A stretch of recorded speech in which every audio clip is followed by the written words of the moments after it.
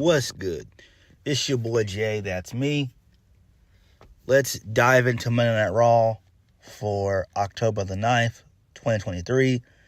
An okay show for the most part. We got a little bit of news and notes to get into before we get into the review.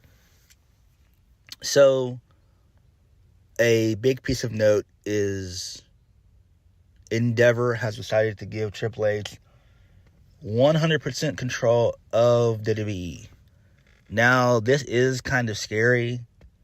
I think they're going to let him test run it, that being Triple H. They're going to give him probably a 6-month trial run and let him run it and see how he does.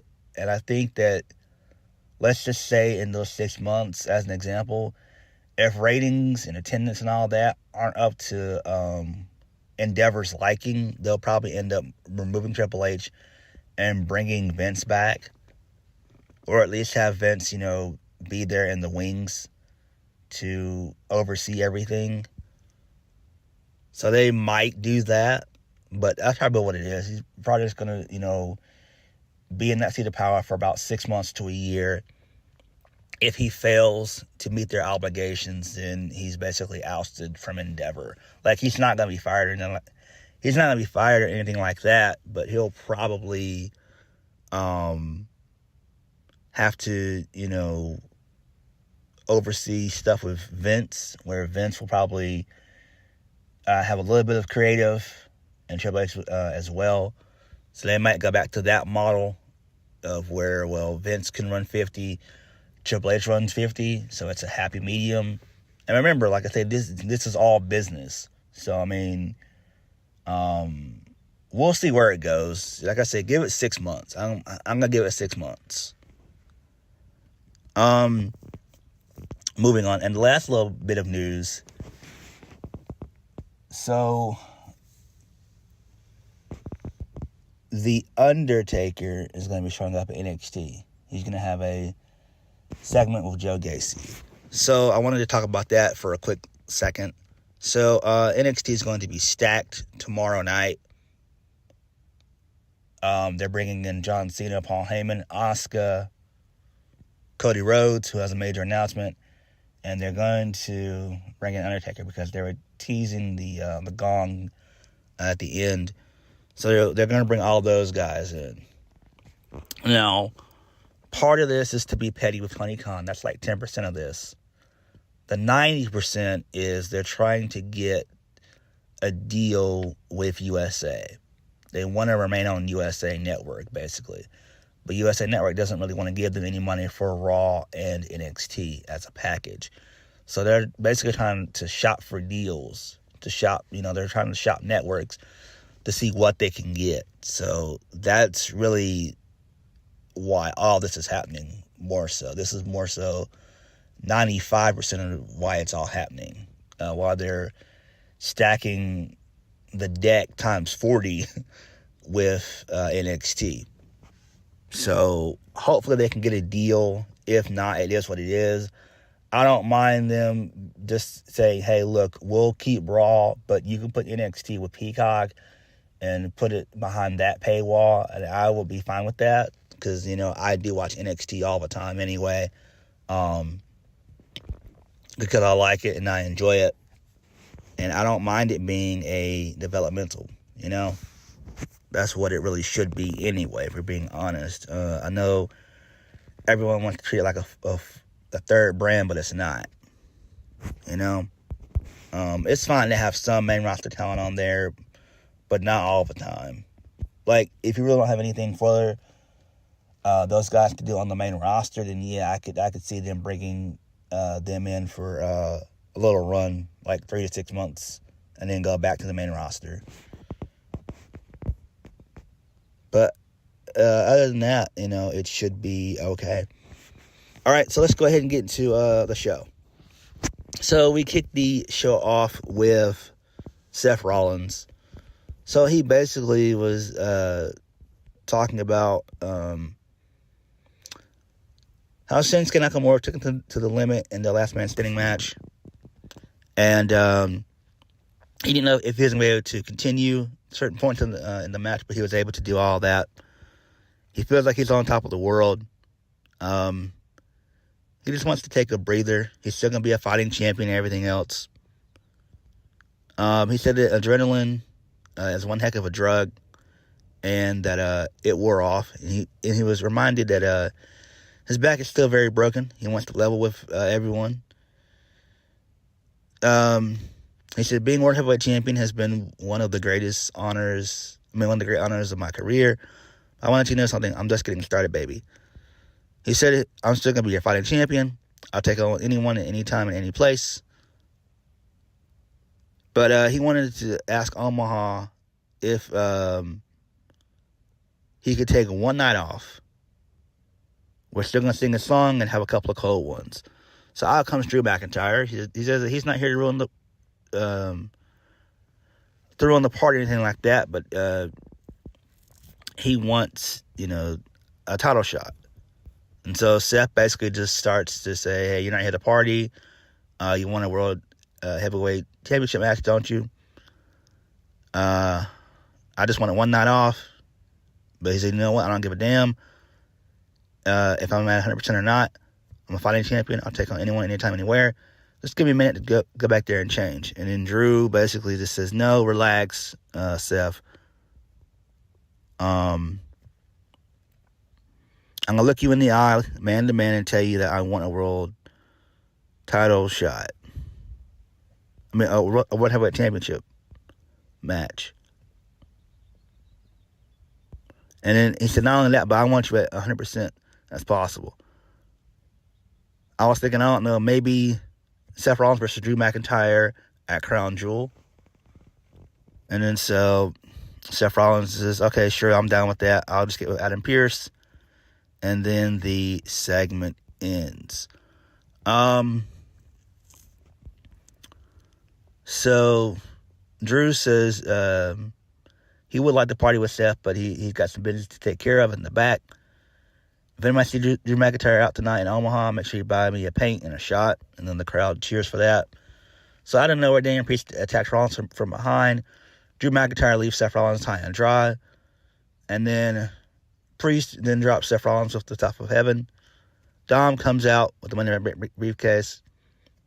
McIntyre stops him in his track. Drew headbutts Dom. And then Rollins is able to fight off Damien Priest, and then that's how the segment ends. So I'm fine with this. It makes sense. Sign me up for Rollins and McIntyre. I'm down for that shit. That's going to rule. So really good shit there. And hopefully this lasts at least until the Rumble. I would love to see that, start at Crown Jewel, continue through Survivor Series, and end at the Royal Rumble next year. So hopefully we get a long-term feud between those two, and I'm down for that. So Drew McIntyre is basically he's doing two storylines. He's doing stuff with Cody still, or trying to, and he's still he's trying to do something with Seth Rollins. So that's cool there. Moving on, first match of the night, Kofi Kingston versus Ivar in the Viking Rules match. I didn't watch the match, didn't give a damn about it. I just saw Ivar hit a moonsault for the 1, 2, 3, and that's how he wins. Who gives a damn? Bronson Reed's got some work to do. You got another big guy on the roster who's just as agile as you. You might want to start doing something different than the Tsunami. Moving on. So Byron Saxton is backstage with Shinsuke Nakamura. Byron Saxton wants to know how Nakamura felt about his performance at Fastlane. So Nakamura just stands there silent.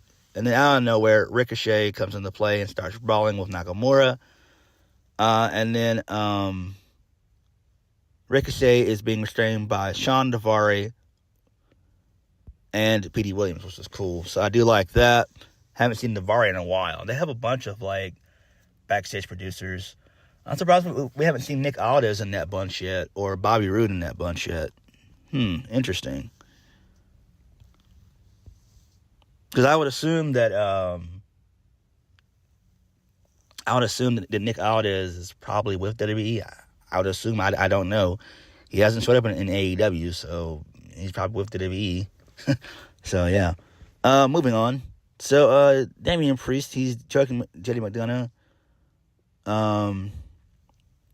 in the Judgment Day clubhouse. Finn Balor tells JD McDonagh to keep his mouth shut. Rhea said that she talked to Adam Pearce and they'll get their tag title rematch next week. Rhea Ripley says JD McDonagh needs to prove himself by taking out Drew McIntyre. Damn, so JD McDonagh is on the outs with Judgment Day, basically. He's like no longer welcomed in the clubhouse, which is funny as shit to me.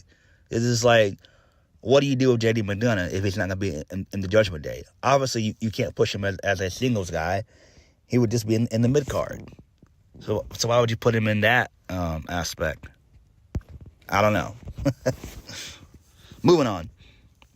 Nia Jax versus Raquel Rodriguez. So basically, Rhea Ripley gets involved. She takes out Raquel Rodriguez with the Riptide. And then Rhea Ripley and Nia Jax, they have a little fight scene. Rhea hits Nia Jax with a roundhouse kick. And then her and Raquel Rodriguez, they start to fight again. And then Rhea does her little headbutt. Shayna Baszler, she goes after Nia Jax. And then Rhea Ripley pulls Shayna Baszler off of Nia Jax. And Shayna Baszler hits a release German suplex on Rhea Ripley. And she also hits Rhea with a running knee strike, which was nasty as fuck. So that's pretty cool there. Moving on. I forgot to mention that Raquel Rodriguez wins via DQ. Who cares? Moving on. So Adam Pearce made the Seth Rollins versus Drew McIntyre match for Crown Jewel official. Rollins wants to know what's McIntyre's deal. Drew McIntyre says that he's trying to make sure that Seth Rollins doesn't have to deal with the nonsense he had to deal with the bloodline. Seth Rollins says that Drew McIntyre shouldn't worry about the Judgment Day because they couldn't get the World Heavyweight title out of his hands, and neither can Drew McIntyre. I'm like, oh, okay. Okay, I see you. So I do like that. Again, I hope my prediction comes true, and this turns into like a long feud that will end at the Royal Rumble.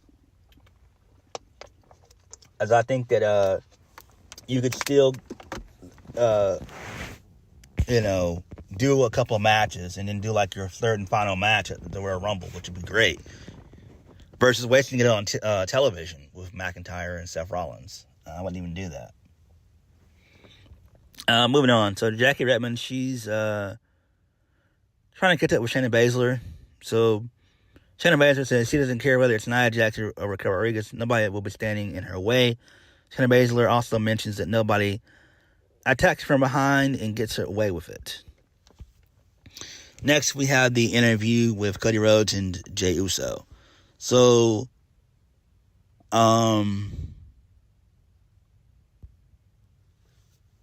basically, Jey Uso says, "Man, you know how it feels, Cole.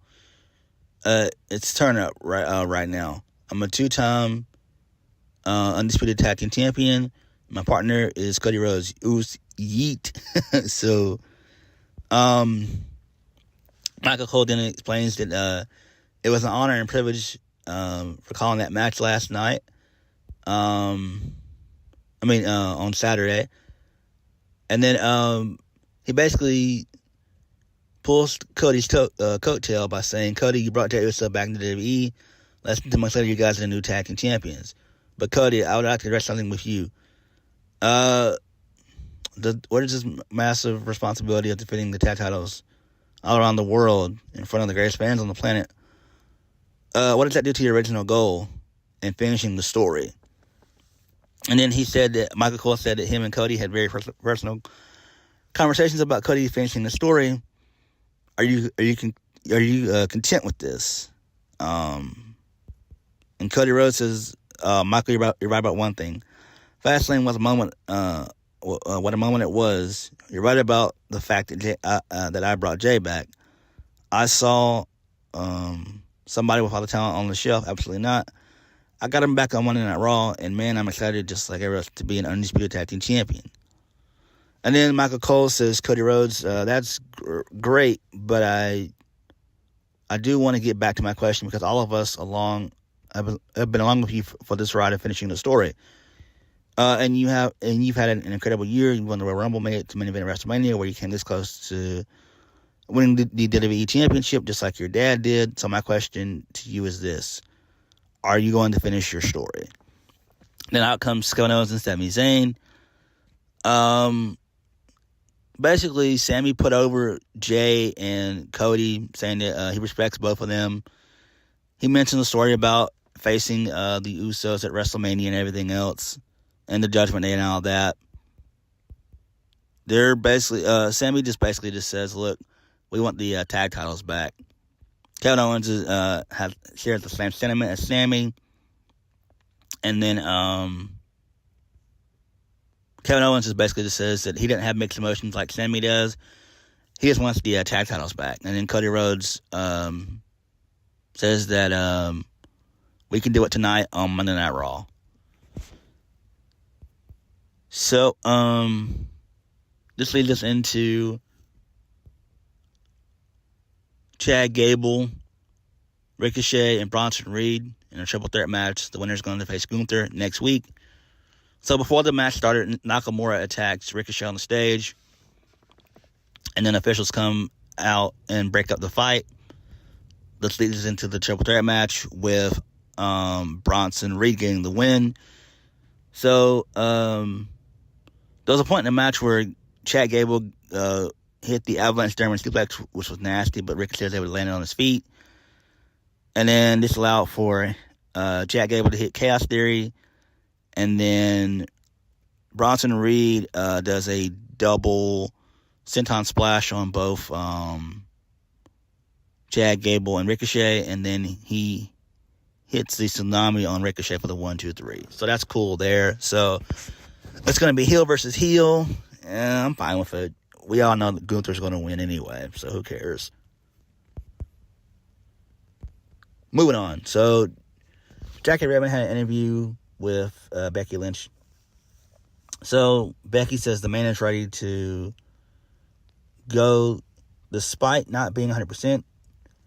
She plugs her new upcoming book that comes out in 2024. Becky knows that this is going to be the biggest match of Tegan Nox's career, so she's going to give her everything she's got. And then Xia Li, who we've not seen in months and who I thought may have been quietly released, she wants a title shot at Becky Lynch, and Becky tells Xia she's not a hard person to find. Moving on. So, Wade Barrett had a pre-recorded interview with DIY. So Tommaso Ciampa talks about how this was being 7 years in the making. Gargano has been getting ready to come back for a while now. But he wasn't going to let Imperium take out Tommaso Ciampa. This is DIY's moment. And then Wade Barrett asked them both if we'll see them as a tag team going forward. And then Imperium, they ambushed DIY and beat the shit out of them, which was great. Loved it. Great shit there. Moving on. Drew McIntyre versus JD McDonagh. Drew McIntyre gets the win via the Claymore, and it was nasty. Then we got a little Tegan Nox vignette and everything else. Moving on. So Adam Pearce informs Ricochet that he's going to fight Nakamura next week in a Falls Count Anywhere match. This is going to be the season premiere of Raw next week. So, Indy Hartwell and Candice LeRae trying to get a medical update on DIY. Rhea Ripley storms into the office and demands that LeRae and Hartwell leave, and Rhea wants to have a match with Shayna Baszler next week.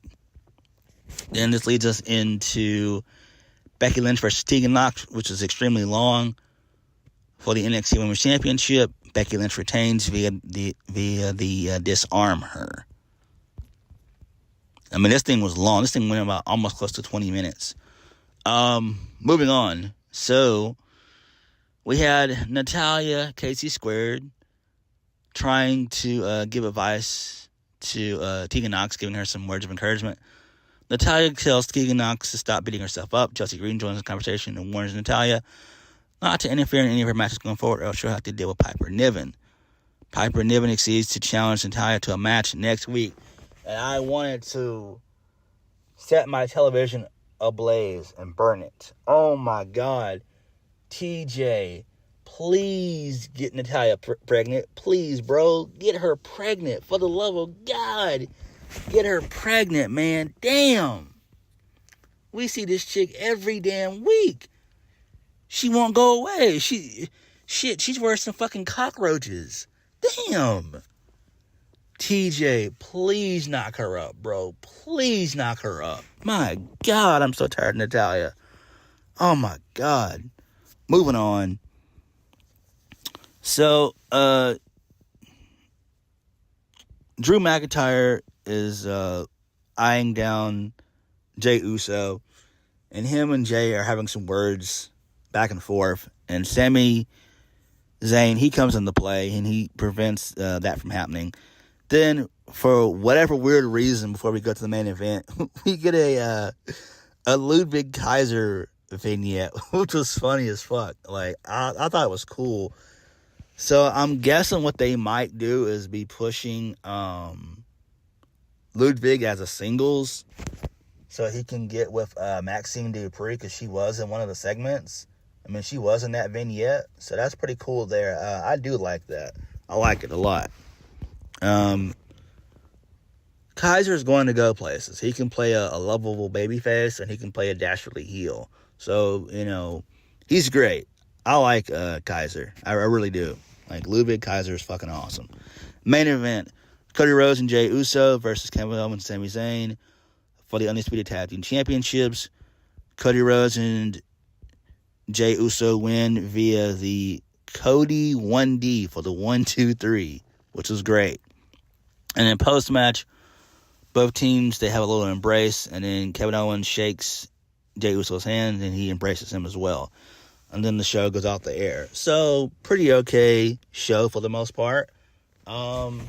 Wasn't terrible, wasn't good, wasn't bad. It was just okay. It was alright. I like it. We got Seth Rollins and Drew McIntyre. That feud's going to start, which is great. We got DIY and Imperium. That's great. We've got Bronson Reed versus Gunther. That's going to be cool. That's great. Becky Lynch is still doing her thing. So, all in all, Raw was okay, you know. I do think that Cody will finish his story for sure. Cody's going to finish his story. They'll probably lose the Tag Team Championships at Crown Jewel, and then probably that following week, Cody will probably go to SmackDown permanently. That's when, you know, Jey will probably stay on Raw for a little bit by himself, and Cody will go to SmackDown, where he can start his feud with Roman Reigns at WrestleMania 40. But all in all, Monday Night Raw was okay. But what did you guys think? Please like, comment down below, and subscribe for more videos. I'll catch you guys later. Peace.